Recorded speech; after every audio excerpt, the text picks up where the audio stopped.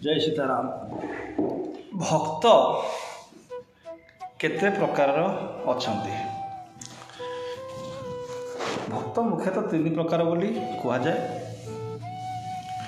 प्रथम है आरती भक्त, द्वितीय है जिज्ञासु भक्त, तृतीय है अर्थ प्राप्ति भक्त बा परमार्थी।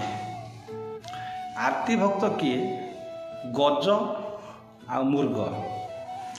जिज्ञासु भक्त होउछन्ति उद्धव। सब कथा गोटे जिज्ञासा, भगवान कहीं अर्थ प्राप्ति भक्त कह गले आम सब से श्रेणी जना जाए।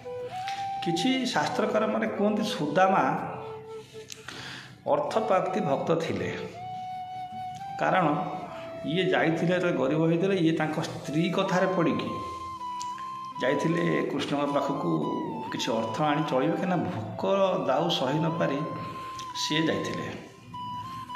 तेणु किछि लोकंकर मत एया जे से अर्थ प्राप्ति भक्त। प्रकृत यदि आपण तार भितर को पशिबे कृष्ण सुदामा संपर्क यदि आप भितर को पशिबे, से प्रकृत परमार्थी भक्त थिला। से केवल कृष्ण को चाहूला, कौन सी अर्थ चाहून। से कृष्ण ताको कल्पना माला देइथिले। जय सीताराम।